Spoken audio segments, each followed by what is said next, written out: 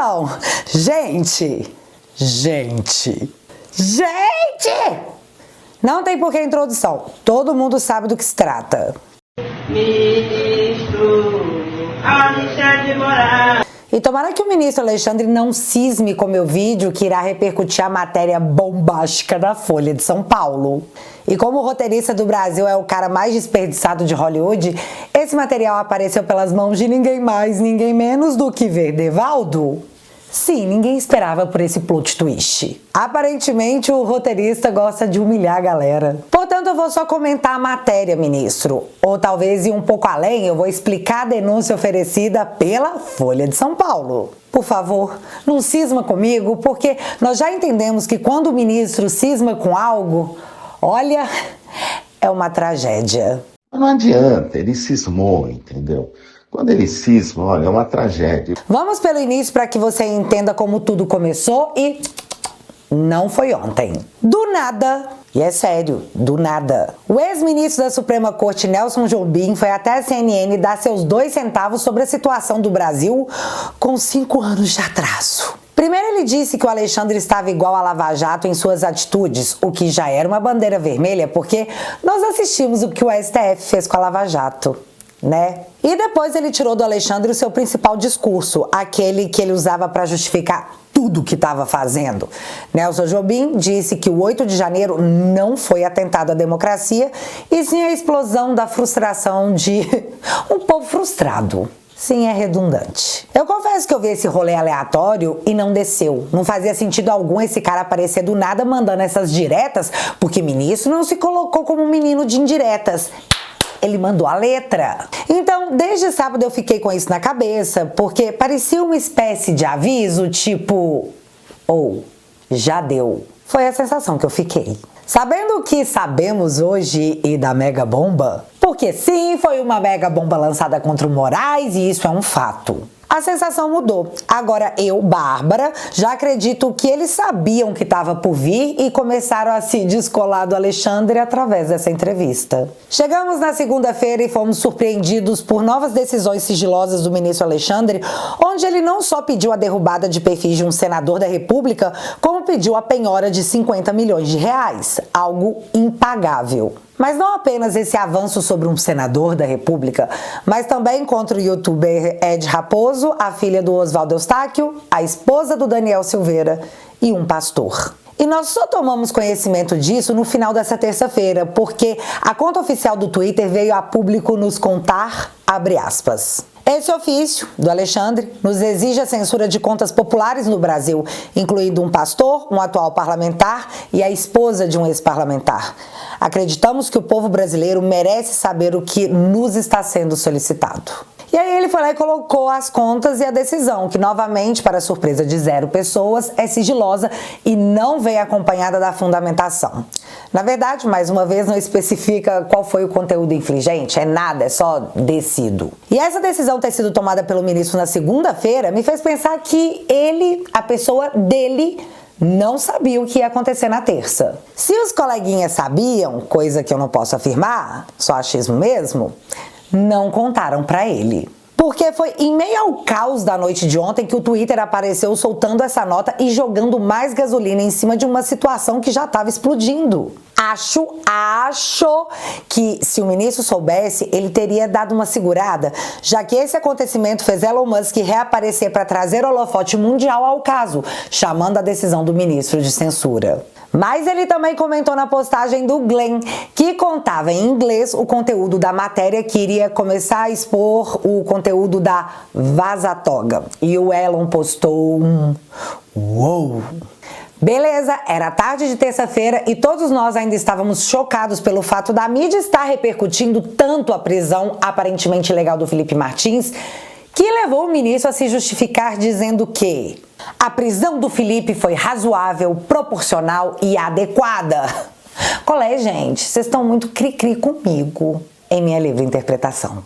E eu vi um jornalista comentar que era a primeira vez que ele assistiu o ministro Alexandre ter que se explicar devido à pressão, não só popular, como da mídia. E aí eis que do nada meu telefone ficou pior do que telefone de delegacia. Nem assunto existia, de todos os lugares chegava apenas uma única coisa. A matéria da Folha de São Paulo. E é isso que você vai entender agora do que se trata. Ah, alerta de spoiler! A maior parte da mídia, assim como juristas de esquerda, soltaram a mão do Xande. Tadinho. Como eu disse, tarde de terça-feira, telefone disparado, postagem da matéria da Folha que dizia: Moraes usou TSE fora do rito para investigar bolsonaristas. Mas o que raios isso quer dizer? Bom, a Folha também fez uma síntese. É como se Moraes escrevesse: baseado nas evidências colhidas por mim mesmo e por mim mesmo já recriminadas de imediato, decido. Ou seja, a Folha concluiu que o Alexandre é o acusador, o perito, o investigador, a vítima, o juiz e agora uma novidade: o Alexandre é policial. Mas vejam, só temos um Sherlock Holmes aqui? Será que a sensação deles foi de ter descoberto a roda? Ou seja, galera, durante 5 anos nós realmente ficamos falando pras paredes. Mas antes tarde do que muito tarde, né? A denúncia trazida pela Folha se dá baseada em trocas de mensagem entre juízes e assessores de Moraes, assim como áudios. E cara, que pepitas de áudios. De antemão, diferentemente da Vaza Jato, as conversas não foram hackeadas, e sim, segundo a matéria, entregues porque aparentemente a pessoa pode ter ficado a fim de pentear seu coração peludo, e o jornalista está em posse do celular que contém todo esse material, que, acredite você ou não, se trata apenas do primeiro episódio dessa temporada, já que todo o conteúdo tem 6 gigas de tamanho. 6 gigas! E essa matéria 1 gira em torno de um personagem muito comentado por mim aqui no canal, a Assessoria Especial de Enfrentamento à Desinformação do TSE, e 2 auxiliares do ministro, Ayrton Vieira, funcionário do STF e o mais próximo de Moraes, e o senhor Eduardo Tagliaferro, um perito criminal que, à época, era chefe dessa Assessoria de Enfrentamento ao Combate à Desinformação.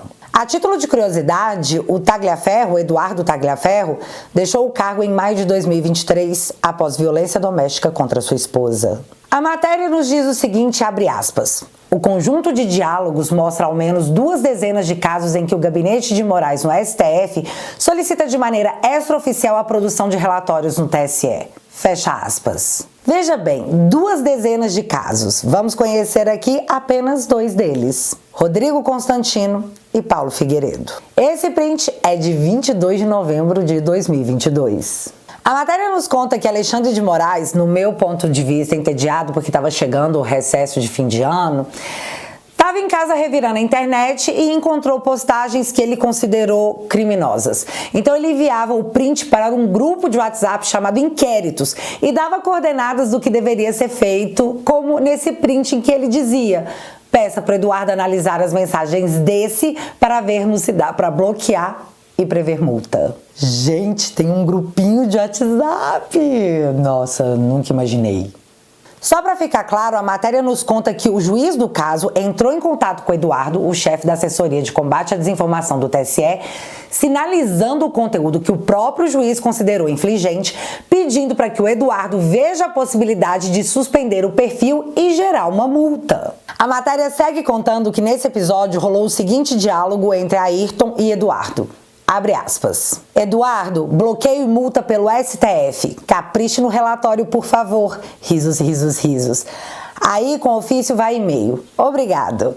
Fecha aspas. Na sequência da madrugada, o Eduardo envia o relatório atribuindo as informações coletadas contra o Constantino a parceiros do setor de combate à desinformação. O documento começa dizendo exatamente o seguinte, abre aspas: através de nosso sistema de alertas e monitoramento realizado por parceiros desse tribunal, recebemos informações de frequentes postagens realizadas pelo perfil Constantino no Twitter, na qual informam diversas ofensas contra instituições, o Supremo Tribunal Federal e o TSE. Fecha aspas. O doido é que ele não conta que esses parceiros eram o Xande. Só que o Eduardo não tem condição de julgar. Esse papel é do Alexandre. O Eduardo tinha a função de gerar o relatório, que seria entregue ao ministro Alexandre, para que, em posse desse relatório, julgasse se suspenderia o perfil e aplicaria uma multa. Que foi exatamente o que ele pediu. Aí facilitou pra caramba, né? O juiz estava lá pedindo que deveria constar no relatório que ele mesmo ia julgar. E é essa constante que nos leva ao primeiro áudio. Já em outro momento, tá? Não é esse mesmo momento, não. Ouve aí. Preciso ver, eu acho que não, viu? É que é muita coisa. Eu acabei não colocando tudo, que eu coloquei outras coisas que falavam mais de 142 do que isso. Que foi o que ele pediu, né? Mais 142. Se o senhor falar, eu altero.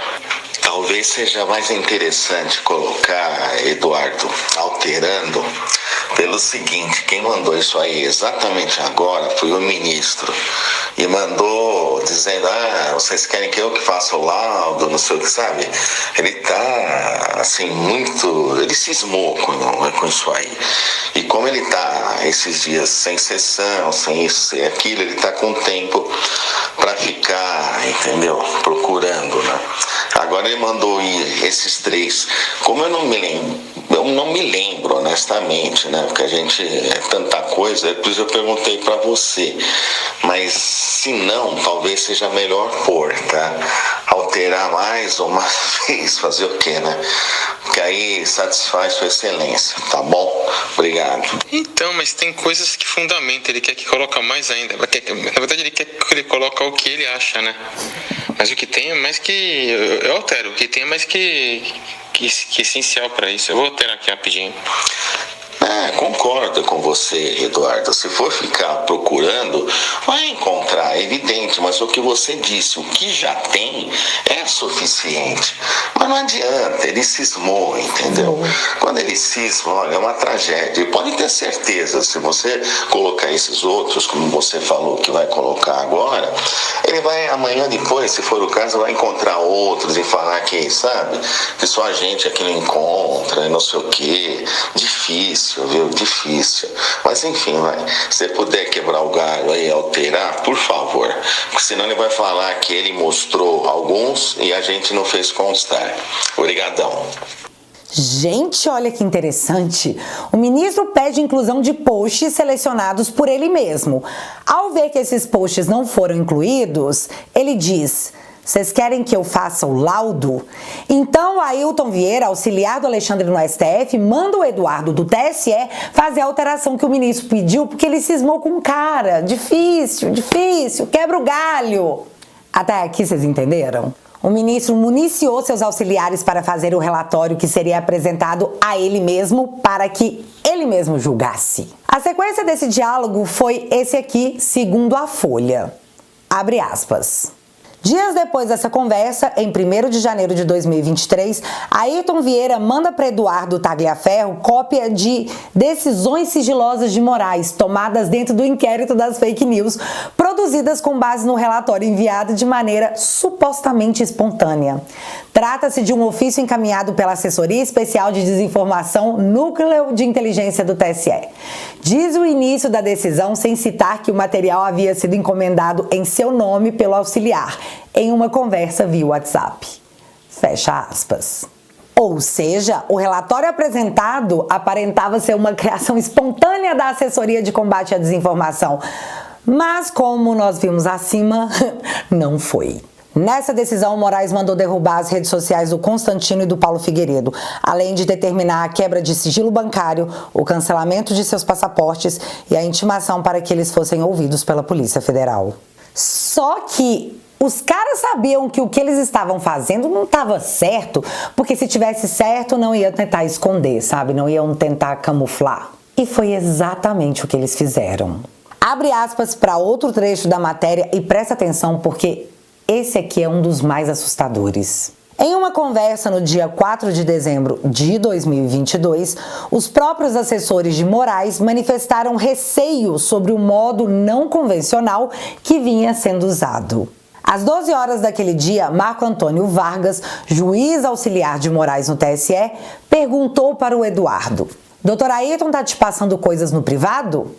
E após o chefe do órgão de combate à desinformação responder que sim, o juiz do TSE faz uma brincadeira sobre a possibilidade de o modelo implicar em nulidade. Falha na prova, hein? Vou impugnar, disse ele. Pausa aqui só para frisar que ele daria a prova como falha e impugnaria, porque é o que se faria com solicitações feitas pelo assessor do Alexandre de Moraes lá no STF via WhatsApp para a galera do TSE. Mas continuando, Eduardo então fala da sua apreensão com o modelo de envio dos relatórios por meio do TSE a pedido de Ayrton Vieira. Temos que tomar cuidado com essas coisas saindo pelo TSE. É seu nome, diz ele. Em seguida, ele chega a sugerir um possível caminho para aliviar isso. Nem que crie um e-mail para enviar para nós uma denúncia. Fecha aspas. O cara da assessoria de combate à desinformação está sugerindo que se crie um e-mail fake para enviar por esse e-mail a denúncia que sai direto do STF via Alexandre de Moraes ou via Ayrton, seu assessor. E tudo isso para que não apareça em lugar nenhum que a denúncia não eram de parceiros, e sim do ministro e do seu entorno. E é aí que a gente chega no segundo áudio. Boa noite, Eduardo. Tudo bem? Seguinte, conversando com a Cristina, ela pediu que a partir deste relatório e desse em diante, tá? Onde você coloca Supremo Tribunal Federal, coloque, por favor, Tribunal Superior Eleitoral. O número do processo nunca ficar em aberto, colocar, no caso desse e dos próximos, a não ser que tenha alguma outra contraindicação, o 4781, tá? E de ordem, colocar como de ordem do Dr. Marco Antônio, tá? Por quê? Por quê? Porque atualmente o ministro passa por uma fase difícil, qualquer detalhe, qualquer peninha pode virar amanhã ou depois mais um objeto de dor de cabeça para ele, tá? Então, ficaria para todos os fins que é de ordem dele, do Dr. Marco, que ele manda enviar, né? É pra gente, aí é tudo bem. Ninguém vai poder questionar nada, etc. Falar, mas de onde que surgiu isso? Caiu do céu? A pedido de quem? E etc, né? E colocar em cima, repito, Tribunal Superior Eleitoral, processo como nesse aqui já que você mandou, por favor, 4781, e de ordem do Dr. Marco Antônio Martim Vargas, juiz, eu não sei qual é o cargo que ele tem no TSE, né? Mas enfim, juiz auxiliar, ou juiz, enfim, né? Do Tribunal Superior da Presidência, enfim, por favor, tá? E eu aguardo outra via. Muito obrigado. Olha que doideira. Ele pede para não deixar o inquérito em branco, então até segunda ordem vai jogando tudo no 4781, que é o inquérito das fake news. A segunda doideira é, não bota o STF no meio, não, deixa tudo com o nome do TSE para não misturar as coisas. Por mais que a denúncia venha do Ayrton, o assessor do Alexandre no STF, é melhor você botar o nome do seu Marco Antônio, que é do TSE. Bota aquele que estaria enviando as denúncias, que é para evitar dor de cabeça para o ministro Alexandre. Aí, com o nome do Marco, ninguém vai poder questionar de onde a denúncia veio. E aí?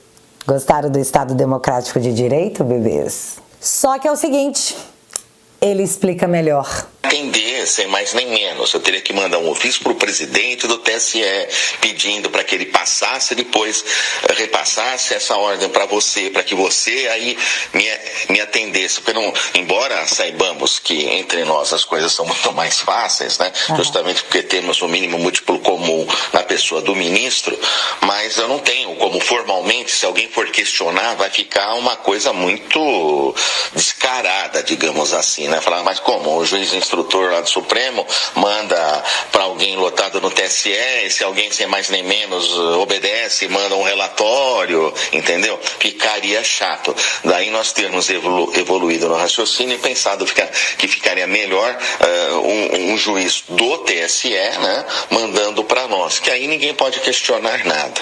Obrigado. Então, ficaria descarado, né? Não. Ficaria chato. Então, isso é uma lavagem de denúncia? Porque isso vai totalmente em desencontro à nota emitida pelo ministro Alexandre, que diz que ele tinha autorização legal de polícia para fazer investigações. Só que aí eu fiquei confusa. Se ele tinha autorização e poder de polícia para fazê-lo, por que ele tinha que lavar a denúncia? Por que tinha que aparecer o nome de outra pessoa? Porque quando o ministro recebeu o relatório que ele determinou prova, mas que o documento dizia recebido por colaboradores, ele não falou que não? Não, tá errado, fui eu que pedi isso aqui. Porque ele sabia, né, gente? Ele sabia. Esse foi o episódio 1 da série de matérias que sairão sobre o tema. E eu fiquei com essas dúvidas aí que eu passei pra vocês. Mas a mídia ficou nervosa. Olha a Raquel Landim e CNN Agora UOL. Se os garantistas utilizarem a mesma régua, Moraes é Moro sem Deltan. Leandro Demore, petista, diz: a se confirmar a gravidade nisso, potencial de derrubar muita coisa da investigação. Os dias serão tensos. O Estadão diz: impeachment de ministro do STF. Entenda como funciona o processo que a oposição moverá contra o Moraes. E aí eles explicam o rito. Nós já temos a mídia explicando o rito. Galera, saiu no Jornal Nacional e eu fiquei imaginando se o Alexandre se sentiu como nós nos sentimos perante a tudo que nós passamos. Sabe, aquela ansiedade, aquele nervosismo, o que eles vão falar, do que será que eles vão me acusar? Não sei, eu não sei porque ele não quis falar com a mídia após todo mundo tá com o nome dele na boca, né? O cara saiu mais vazado que um peido inesperado.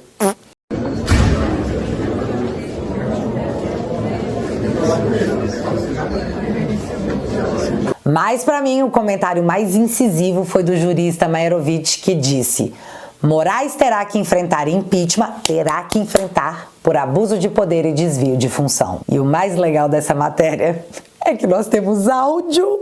Então, o que o Moraes fez? O quê? Atenção. Fez um tipo de ABIN paralela. Isso é grave, porque à luz da matéria, para que ele fez isso?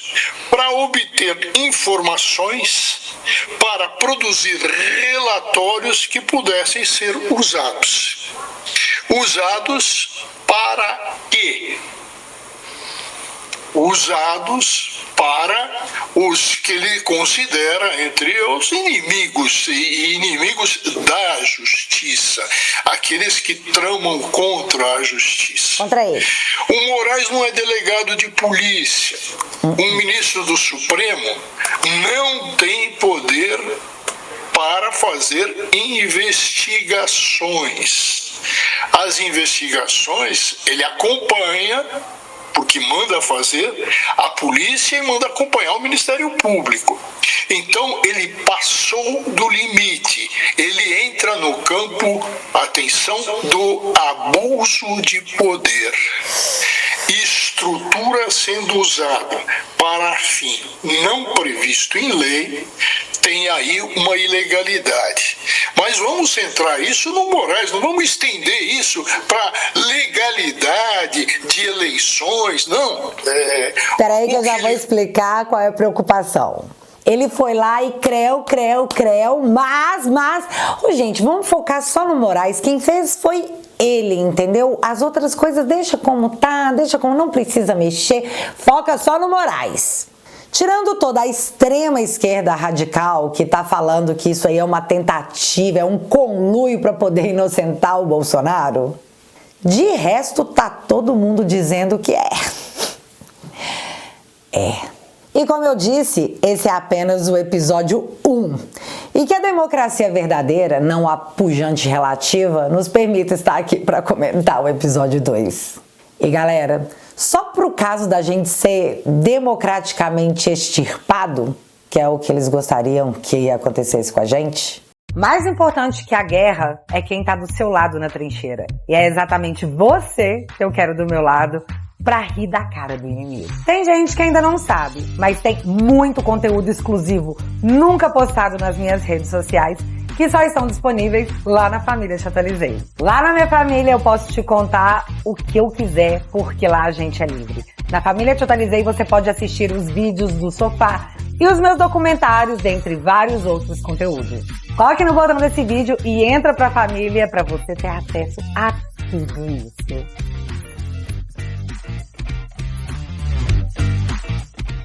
O TeAtualizei.app é uma maneira da gente continuar sempre se falando em caso da democracia relativa pujante prevalecer.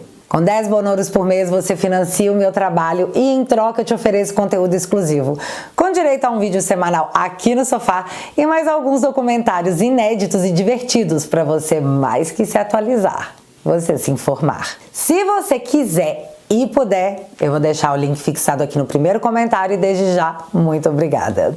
Mas agora eu quero saber de vocês.